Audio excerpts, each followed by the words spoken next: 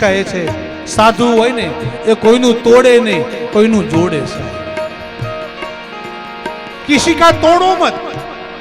આમ શિક્ષક વિદ્યાર્થીના ક્લાસમાં ઊભો થઈ આમ હાથમાં ચાક લઈ આમ લીટો બનાવી પછી શિક્ષક બોલ્યો, વિદ્યાર્થીઓને કીધું, હે વિદ્યાર્થીઓ, આ મેં લીટી બનાવી છે, આને અડવાનું નહીં, આને ભૂખવાની નહીં, આને નાની કરવાની છે.